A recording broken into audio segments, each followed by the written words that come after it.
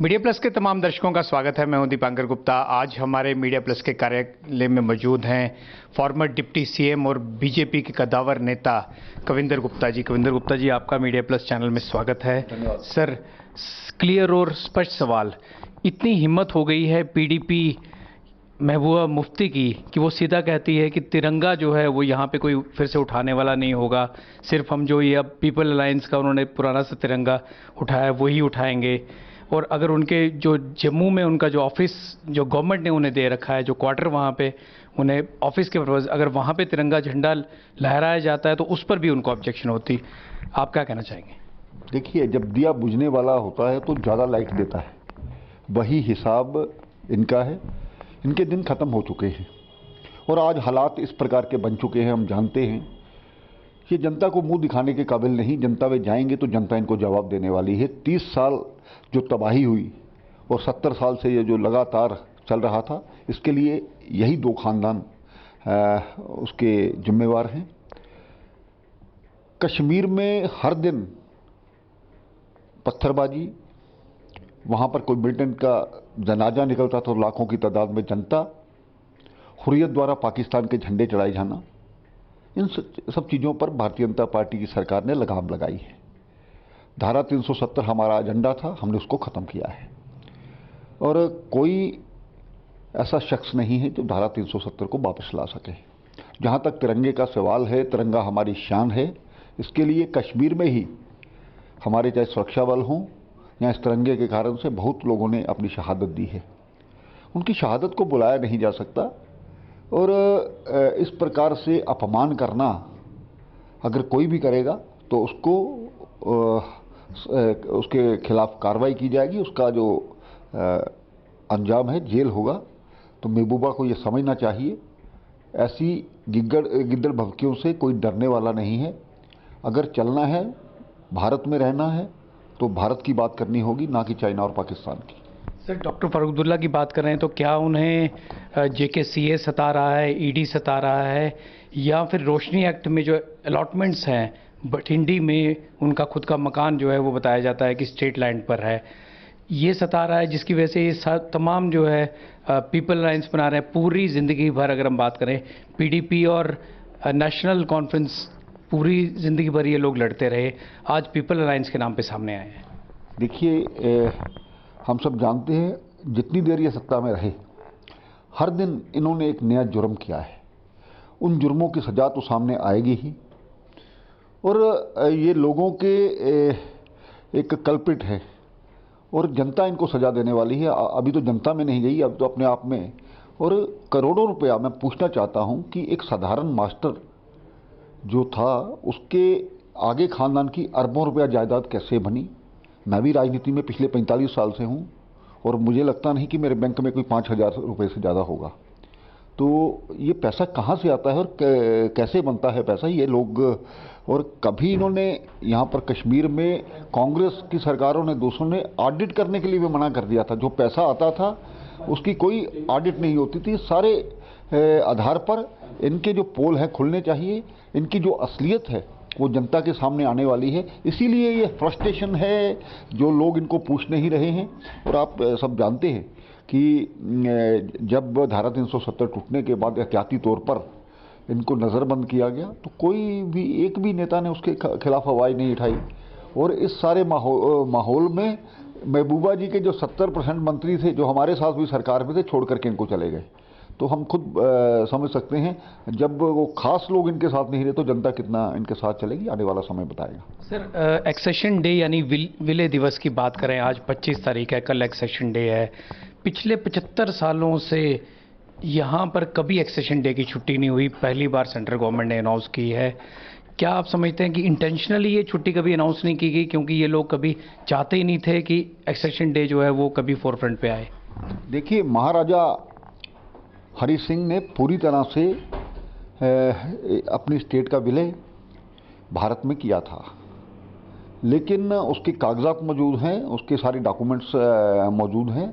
लेकिन उसके बावजूद जो सरकारें रही उसमें कांग्रेस सबसे बड़ी कल्प्रिट है, जो कि हमेशा से नेशनल कॉन्फ्रेंस के साथ कंधे से कंधा मिला करके खड़ी रही। देश विरोधी कोई बात हुई उन्होंने रोका नहीं, हालांकि ये केंद्र सरकार का ये फर्ज बनता है कि राज्यों में अगर कोई गलत करता है तो उसको संभाला जाए, उसको दुरुस्त किया जाए। 1975 में जब शेख अब्दुल्ला जेल से छूट करके आते हैं, डालने वाले भी वही, छोड़ने वाले भी वही, और उनको सब कुछ सौंप दिया इस स्टेट का।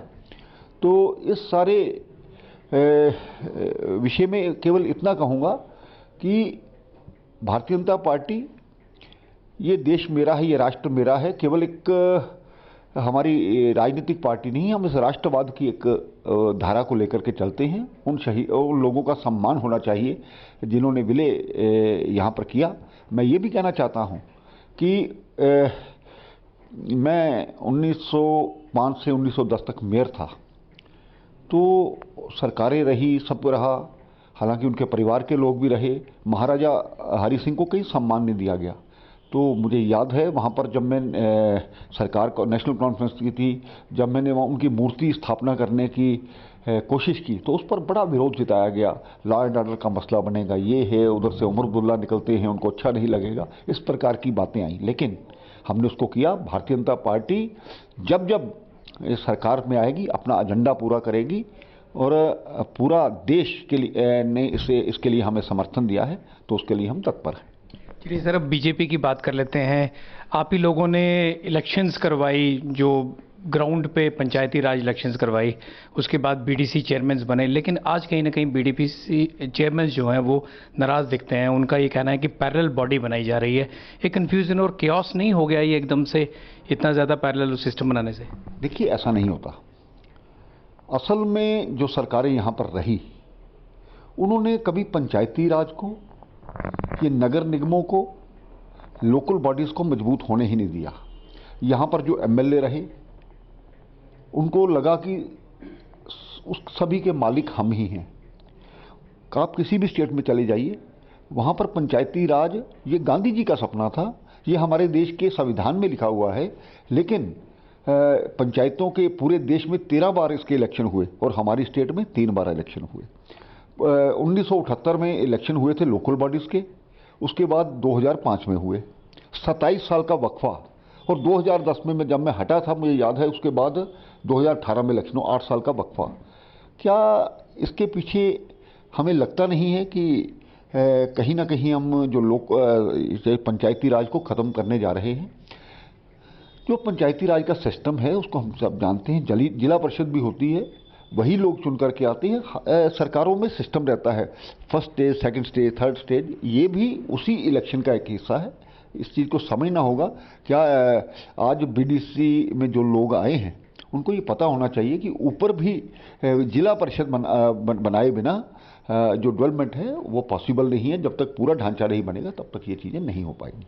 सर, बार बार स्टेटहुड की डिमांड की जाती है, हालांकि अमित शाह भी बार बार कह चुके हैं कि स्टेटहुड जो है वो रिस्टोर की जाएगी। क्या आप जम्मू की अलग राज्य के फेवर में हैं, अगर पर्सनली आपको पूछा जाए?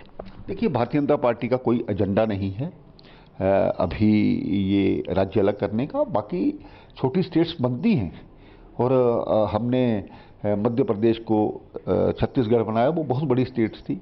हमारी स्टेट तो एक इतनी बड़ी नहीं है, और हमें यहाँ की सिस्टम को, डेमोग्राफी को देख कर चलना होगा कि आज जो हमारे पास चैलेंजेस है उसमें हम कश्मीर को अलग कर सकते हैं।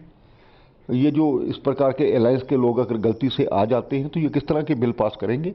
इस सभी के लिए आज जम्मू और कश्मीर ये शुरू से चलता आया है, तो मुझे लगता है कि यही रहना चाहिए। जहाँ तक स्टेटहुड का सवाल है, भारतीय जनता पार्टी किसी कारणों से, हालात के कारण से इसको यूटी बनाया, लॉ एंड ऑर्डर। आज वो लोग भी, पुलिस की मैं बार बार कहता हूँ स्क्रीनिंग होनी चाहिए। वो लोग भी जो मिलिटेंसी में इन्वॉल्व थे, आज कोई हथियार लेके कौन दौड़ते थे, इसमें आज भी लोग हैं। इसलिए सेंटर का जो होम मिनिस्ट्री का एक ये सारा सिस्टम यहाँ पर होना चाहिए। जब हालात बनेंगे तो उसको स्टेटहुड, ये भारतीय जनता पार्टी ने कहा है, और भारतीय जनता पार्टी जो कहती है वो करती है। इसको द्वारा स्टेट का दर्जा दिया ही जाएगा।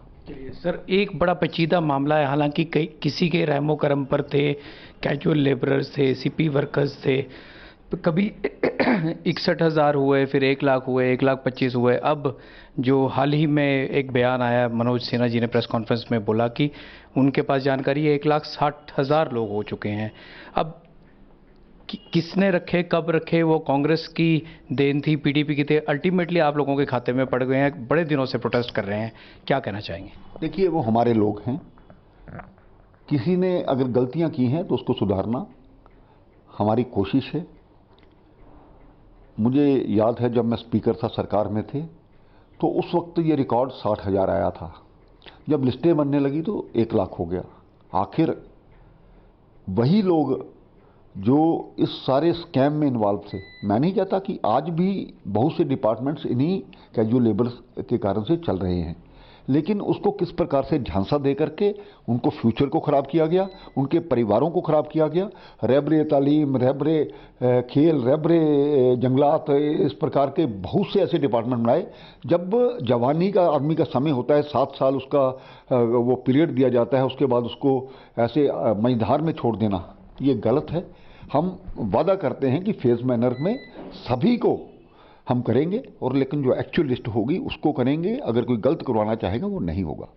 सर, लाइबिलिटीज़ की बात करें, ठेकेदारों की लाइबिलिटीज़ है, मनरेगा की लाइबिलिटीज़ है। बार बार जब हमारे अभी बैक टू विलेज में कई अधिकारी गए, उन लोगों को कहा गया कि हमारे पैसे नहीं मिले, तो उनका क्या होगा? बिल्कुल मिलने चाहिए। वो जो मनरेगा में जिन लोगों ने काम किया है वो बड़े साधारण परिवार के लोग रहते हैं, लेबर करके उन्होंने काम किया है। और अगर उनसे कोई काम करवाता है, इस पर मेरी एसडी साहब से बात हुई थी, संज्ञान लिया गया है, लेकिन इरेगुलरिटीज़ भी हुई हैं। मनरेगा में ये तय है कि 60% लेबर होगी, बाकी मटेरियल होगा, लेकिन जो भी ऑफिसर्स वहाँ पर बैठे थे उन्होंने गलत करवाया। और आज ये है कि पहले उनकी पेमेंट्स दूर की जानी चाहिए। जो बेचारे इसी के आधार पर जीते हैं, यही उनकी रोटी रोजी है, और जो लोगों ने गलत किया है उसकी इंक्वायरी होनी चाहिए, उनको सज़ा मिलनी चाहिए। सर, जम्मू प्रोविंस की बात करें, खासकर जो चिनाब वैली की बात करें, हमने अभी रिसेंटली जब 1 साल हुआ था धारा 370 हटे हुए, हमने वहाँ पे कई लोगों से बात की। उनका कहना था कि एक सेंस ऑफ सिक्योरिटी वहाँ पे जो माइनॉरिटीज़ हैं उनके बीच में डेवलप हुई हैं जब से 370 हटी है। पहले कई मैसेकर्स हुए, माइनॉरिटीज़ के कई अटैक्स हुए, उन्हें वहाँ से माइग्रेट करवाने की बड़ी कोशिशें हुई। अब आप क्या समझते हैं, 370 के बाद माइनॉरिटीज़ कितने सिक्योर फील कर रहे हैं? देखिए, नंबर 1 तो यहाँ पर चिनाब वैली नाम का कोई शब्द नहीं है जो आपने बोला। ये कुछ लोगों द्वारा क्रिएट किया गया है। पहाड़ी, चिनाब वैली, ऐसे कोई शब्द नहीं है। ये हमारा डोडा, पुराना अरसवाइल डोडा है। तो उस सारे हमारा यह प्रयास है कि जो चीज़ें वो एक कुछ लोग कम्युनल करने का प्रयास करते हैं, उनको बिल्कुल इस प्रकार की इजाज़त नहीं दी जाएगी। हमने जो VDC, village development committee, village defence committees create की थी, वो इसी कारण से की थी कि लोग भाईचारा बना के रखें। और हम सब देख सकते हैं कि भारतीय जनता पार्टी के प्रयास से जिस प्रकार से विलेज डिफेंस, उसका रिजल्ट सामने आए हैं। कुछ ऐसे लोग जो वहाँ पर हालात ख़राब करने की कोशिश की जाती थी, हमने उन VDCs को हथियार दे करके उनको मजबूती भी दी, सब कुछ हुआ। आज वही कारण रहा कि डोडा से माइग्रेशन नहीं हुई। आज भी वहाँ पर हालात बदले हैं, भाईचारा बदला है, लेकिन अभी भी कुछ लोग हैं, अगर इस प्रकार की किसी ने कोशिश की तो उसको बख्शा नहीं जाएगा। उसको जहाँ पर जो भी कोई कम्युनल टेंशन लाने के प्रयास करेगा, उसके रिजल्ट उसके बहुत ख़राब निकले। सर, यूथ्स की ज़रूर बात करना चाहूँगा। यूथ्स को, चाहे हमारे पुराने गवर्नर मुर्मू साहब थे या करंट गवर्नर सिन्हा साहब ने भी कहा 50,000 जॉब्स दी जाएंगी, लेकिन ऑन ग्राउंड अभी तक वो लोग इंतज़ार कर रहे हैं। उनको क्या कहना चाहिए? देखिए, ऐसा नहीं है। जो 50,000 जॉब्स है, हमारे लोगों में एक अभी BSF की भर्ती हो रही हैं, दूसरी भर्तियां हुई हैं, ये सभी को गिनना चाहिए। कोरोना काल के कारण से 6 महीने में ये समय ज़रूर थोड़ा आगे चला गया है, इसमें कोई राय नहीं। और सरकार की तरफ से पूरा प्रयास है, जो 50,000 जॉब है उससे ज़्यादा क्रिएट की जाएगी यहाँ पर। और हमारे सभी लोगों के आपके माध्यम से मैं ये कहना चाहता हूँ, जॉब का मतलब सरकारी नौकरी नहीं होता। जॉब का मतलब है कि किसी भी तरह के यहाँ पर इन्वेस्टर्स लाए जाएंगे, वो जॉब्स क्रिएट की जाएंगी। आज बहुत से हमारे जो बिग सिटीज़ हैं, जो मेट्रो सिटीज़ हैं, वहाँ पर लोग सरकारी नौकरी करना ठीक नहीं समझते हैं। वहाँ पर आज भी एक ट्रेंड है कि कारपोरेट हाउसेस में दूसरी जगह पर काम करके वो ज़्यादा पैसा कमाते हैं और आगे बढ़ने के ज़्यादा चांसेस रहते हैं।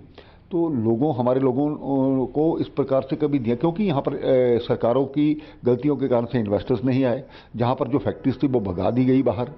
इस सारे हालात में जो 6 महीने का पीरियड है, आने वाले समय में हमारे एलजी साहब बड़े पर्टिकुलर हैं इसके बारे में, तो समय का इंतज़ार करिए। विद इन मंथ्स ये सारी चीज़ें होने वाली हैं। सर, जो जम्मू कश्मीर गवर्नमेंट है उसको कुछ लोग रोल बैक गवर्नमेंट बोल रहे हैं।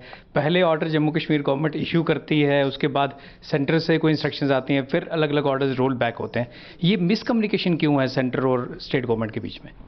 मैं इससे इनकार नहीं करता, कुछ चीज़ें रही तो हालात को देखते हुए उन्होंने किया होगा, लेकिन यही कारण फ़र्क होता है ब्यूरोक्रेसी में और इलेक्टेड गवर्नमेंट में। इलेक्टेड आदमी जनता से जुड़ा होता है, जो चीज़ें वो वहाँ से फीडबैक लेता है, आगे सरकारों में उसके लिए फैसले किए जाते हैं। लेकिन मुझे लगता है कि चाहे हमारे एडवाइज़र्स हैं, चाहे ब्यूरोक्रेसी है, उनकी जो जनता के साथ एक जोड़ नहीं था, उसी के कारण से इस प्रकार के फैसले वापस लिए गए होंगे। सर, लास्ट सवाल, लोगों को यही उम्मीदें हैं कि फिर से पॉपुलर गवर्नमेंट यहाँ पे बने। 25 सीटें बीजेपी को मिली थी। लोगों को कोई टाइम फ्रेम आप देना चाहेंगे, कब इलेक्शंस होंगी? देखिए, हालात पहले से सुधरे हैं। मैंने जैसे कश्मीर की बात पहले की, आज वहाँ पर पत्थरबाजी नहीं, आज वहाँ पर अलगाववादी नेता इस्तीफे दे करके जा रहे हैं। आज ये लोग जो वहाँ पर सपोर्ट करते थे पाकिस्तान का झंडा जलाने वालों की, आज वो लोगों को डर पैदा हुआ है, अलायंस कर रहे हैं। तो निश्चय ही ये जो हमने कहा था डिलिमिटेशन के बाद ये चीज़ें सुधरेंगी। तो डिलिमिटेशन जल्दी होने वाली है, इलेक्शन आने ही चाहिए। डेमोक्रेटिक प्रोसेस से ही सरकारें चलती हैं। ये टेम्परेरी फेज है जो ब्यूरोक्रेसी का है, जल्द सरकार बनेगी, ऐसी उम्मीद करनी चाहिए। धन्यवाद। तो ये थे कविंदर गुप्ता जी, जिन्होंने ये कमिटमेंट एक बार दोबारा से जम्मू कश्मीर की जनता से की है कि जल्दी ही यहाँ पर पॉपुलर गवर्नमेंट बनेगी और जनता के जितने भी मसाइल हैं वो पॉपुलर गवर्नमेंट के थ्रू ही हल किए जाएंगे।